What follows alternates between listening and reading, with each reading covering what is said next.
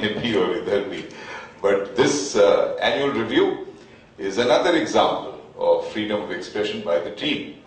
The board was very subtly prevented from mutilating the report, which is probably a good thing because it continues the tradition of autonomy and ethicality.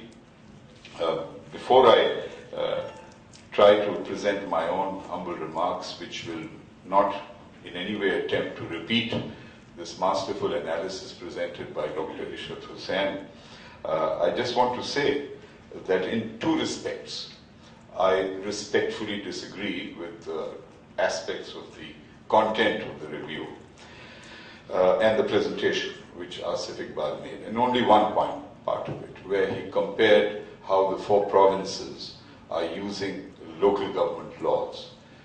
He correctly said that the Khyber Pakhtunkhwa government is using the local government ordinance of 2001, whereas the rest have gone back to the 1979 law. But you may have read in the papers today the welcome news that the Sindh Assembly has restored the provision of the 2001 ordinance, which for the first time gave 33% seats reserved for women, and has therefore decided to use part of the local government ordinance of 2001. And I'm confident that if at all there is an anomaly in representational terms, which I don't think there is, they attempted even during General Musharraf's term to bring down the size of the Union Council, which was antithetical to the momentum of population growth, which did not require reduction but in fact expansion, because even a Union Council sometimes becomes too large for that Union Council to manage. So kudos to the Sindh Assembly, which has also taken some progressive steps in women's protection legislation and in child protection. On page 163, there is a statement that somehow managed to get through past the vigilant or unvigilant eyes of the board. And it states that Karachi has been declared to be the most violent city in the world. Now, there are parts of Karachi and there are phases in Karachi when there is violence. But I strongly disagree. And I would submit this is not factually correct, because the Honduran capital, which has the unpronounceable name of Tegucigalpa, has the highest homicide rate in the world, followed closely by San Salvador's capital, or San Salvador itself, and other cities. So Karachi is certainly one of the cities affected by violence, but fortunately we are nowhere near being the most violent city in the world. Of course, you know, if one, Khuda na khasta, personally suffers, becomes a victim of violence, then it's another matter. You tend to see it in the worst possible terms. My submissions relate to the need to reflect upon how we define social development, just as how do we define urban areas as distinct from rural areas.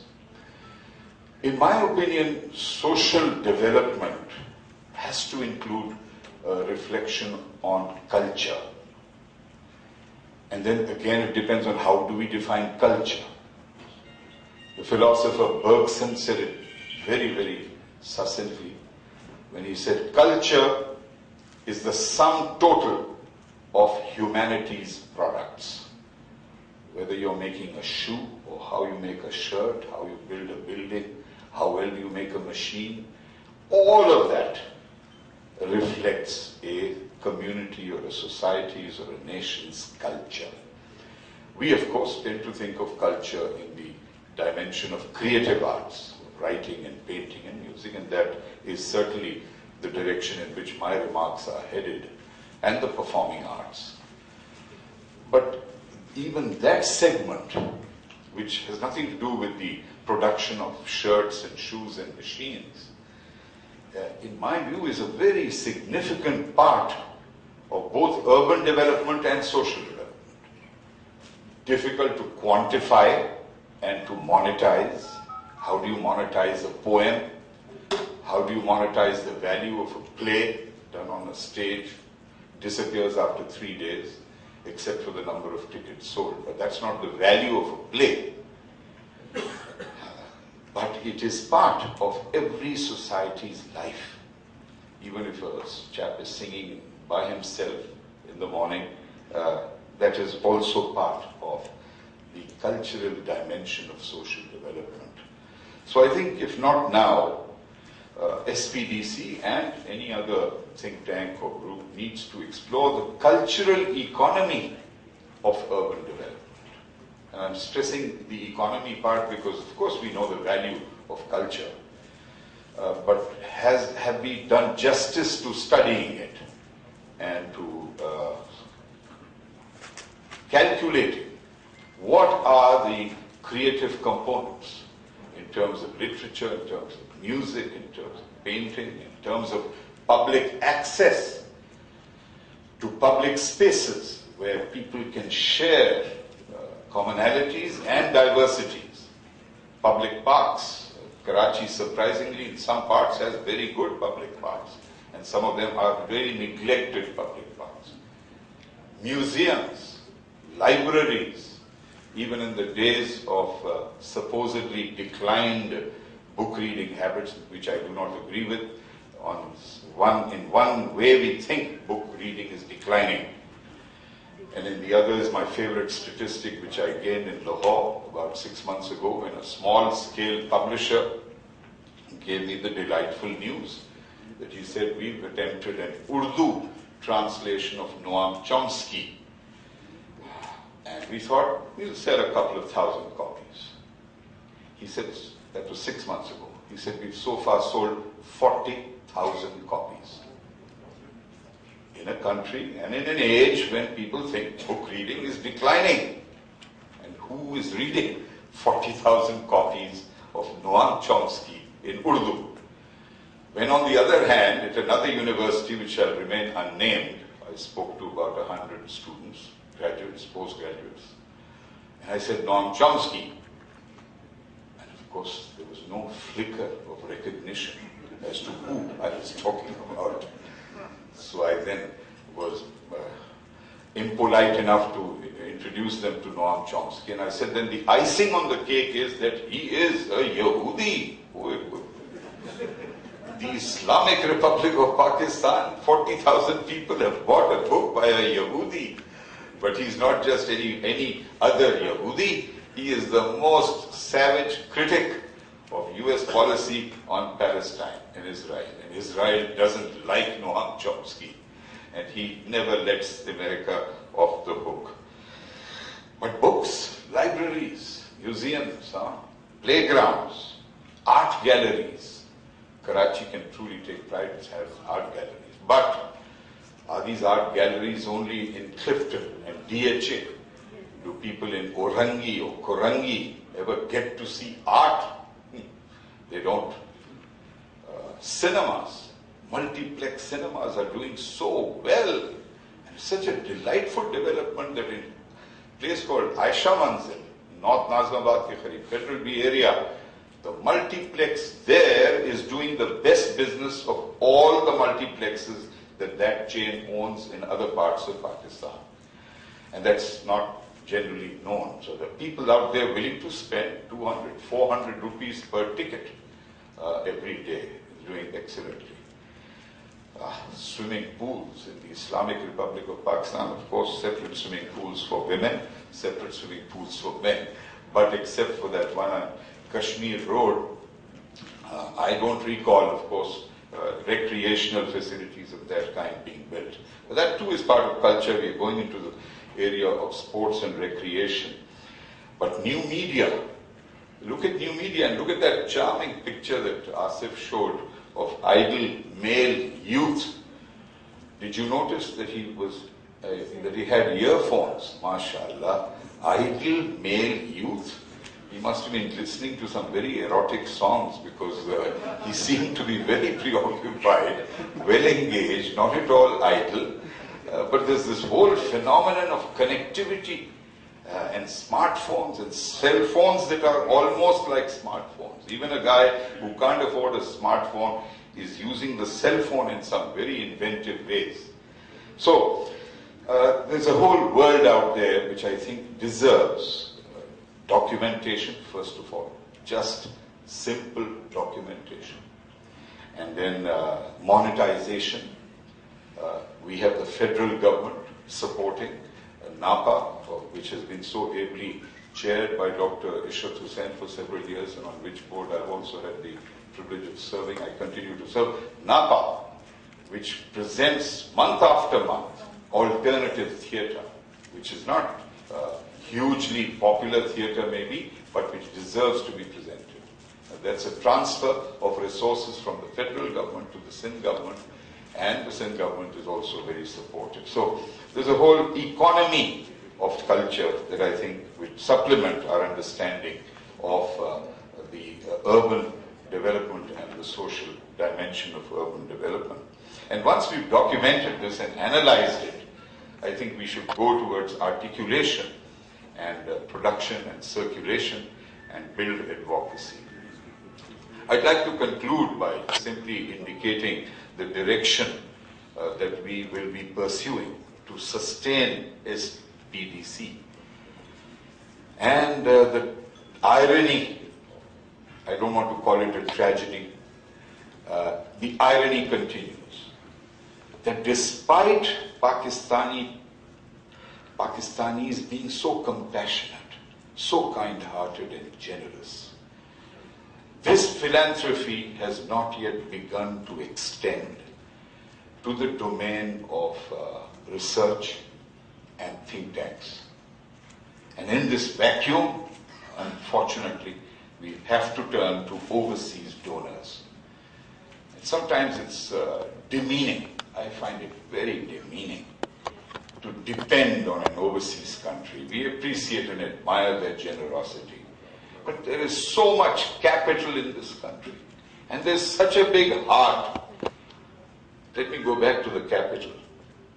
There's so much capital flowing into Dubai and London and Zurich. My God, there's so much capital here.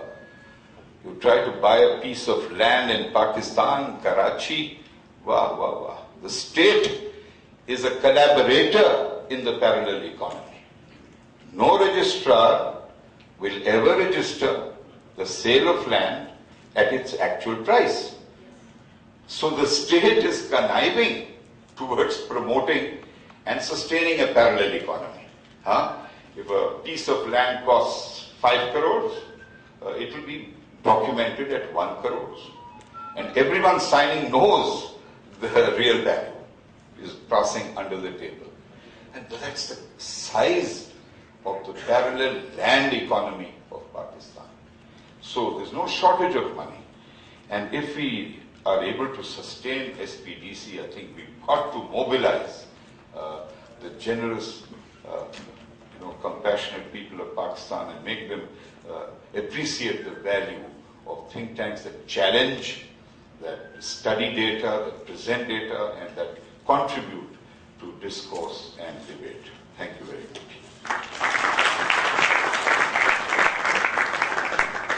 Thank you, sir, for sharing your thoughts.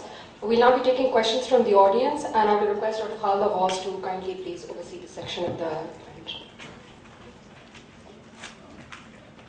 May I request Nadeem Ahmed to join the table here with Harun Jamal sir, because after the question and answer session, the authors will be here for this one.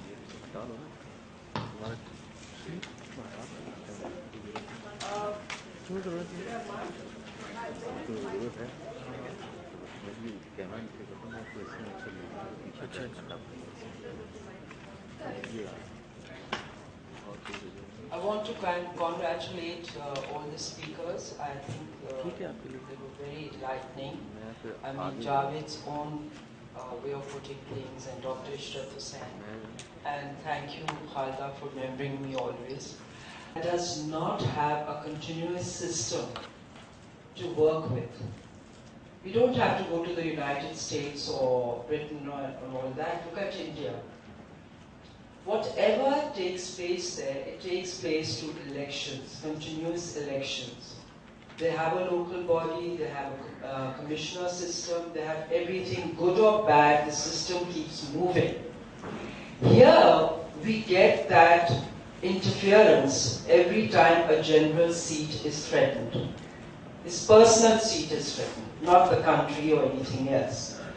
And then the whole persecution, severe persecution starts of those same people, and then those people are brought into the same military setup. So unless you have a system, how can you possibly make them, civilians, feel more secure? I'm not doubting that a lot of them are indefensible. You can't defend. But there's also this very serious problem of military interventions.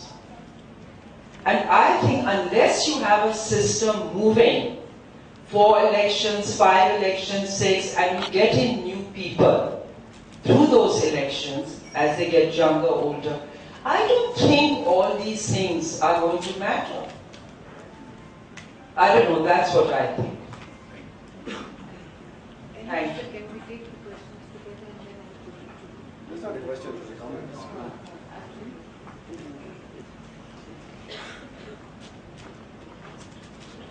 Assalamu alaikum. And you all have been fantastic speakers. But one thing I would like to ask. I have attended many such meetings. What is the result? What do you all do after that? Just speak to us. Who's going to go to the Islamabad and put this to them and see that some work is done? I've never heard what's happening to all this. We come here, we respect you all. We respect what you have suggested very correctly. You have raised all the matters which affect us day and night. Water shortages, health problems, education. The result here. MPs बैठे हुआ, MNAs बैठे, senators बैठे. Wasting money. Whose money? Our money. Is there someone to question? May I look for a good, respectable answer from you all? Can we have a specific question regarding the... This is a question. और क्या question होगी? और क्या question Of course, होगी? I'm surprised to hear this from you. I'm really surprised to hear this from you. बिल्कुल कहेंगे इसका, but तो लीजिए ना पहले दी. more questions. Yeah, but before they forget, No, we will not forget. और सवाल.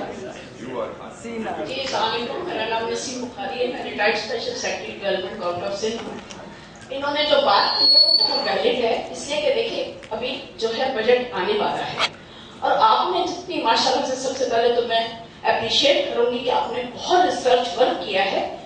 ईच एंड एवरीथिंग मेरा ख्याल कवर्ड है। तो क्या आप जब बजट आता है तो क्या ऐसी डॉक्यूमेंट्स आप उनके पास लेके जाते हैं? कभी उन्होंने आपसे, जाहिर है ये सोशल पॉलिसी डेवलपमेंट सेंटर बना है, तो क्या इस सेंटर से इस्तेफादा गवर्नमेंट कर रही है या नहीं कर रही, या आप लोग खुद उनको अप्रोच करते हैं? आखिर इतनी मेहनत करते हैं तो किसी पर्पस के लिए करते हैं?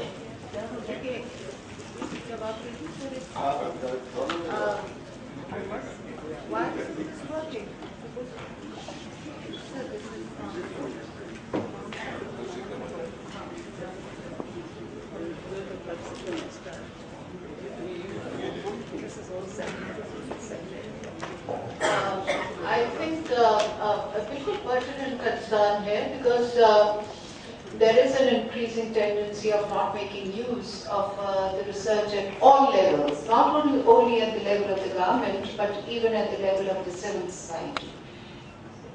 इस्तेफादा तो माशी के लेवल पे भी होना चाहिए, हमारी गुफ्तगू सोच माशरा हर लेवल के ऊपर. But nonetheless, सवाल बड़ा pertinent है. We do take it to the government because the purpose of any research is that it should be taken to the government and to influence the policy formulation, and not only to the government and influence the policy formulation, but at other levels also. और हमारी representation उसमें कामयाबी भी होती है, और इदारा हमारा, I mean, we are represented in various committees, task committees, task force होती है, sub committees होती हैं, technical committees होती हैं, and various forums. So wherever and in whatever capacity we can do and we are asked to, we do that. So it's not like that we are unsuccessful in doing that. Yes, but your concern is very right. The volume, the frequency is coming down, and we would like to see the impact of the good quality research on policy formulation as such. That culture is gradually eroding. It is the collective responsibility of the society actually to make sure that that culture does not disappears from the society. But it is happening across all sections of the society, all segments of the society. Am I right, Javed sir? So I think you are very right. And it would be taken, this report would be sent. Not only the report, the executive summary, we will get it translated into Urdu. We will get the executive summary translated into the regional language also. We will not only send the report to the relevant government departments, line departments and all of, we will send them to the parliamentarians, we will send them in Urdu, we will send them in Sindhi language. So the effort and the purpose is to send them in whatever language they would like to read. But they have to read it. And that we can't do on the part of anybody. We even send it to the media so that some sort of an informed debate should be taking place at the level of the society. We would also like to encourage that kind of a tendency at the society level. So I think your concern is very right. That is our concern also. I just want to supplement that by saying that the Government of Sindh's Planning and Development Division, which is the starting point for input into policy, is in regular communication with SPDC and me, and otherwise also, with SPDC on various aspects of research and the federal government, the Planning Commission. So, and they have been very gracious, they've acknowledged whatever little value we've contributed, and sometimes we've been commissioned to conduct studies for them or help analyze them. But any government, as you know, is a complex, large organism, and it takes time. Sometimes you have a leadership that is able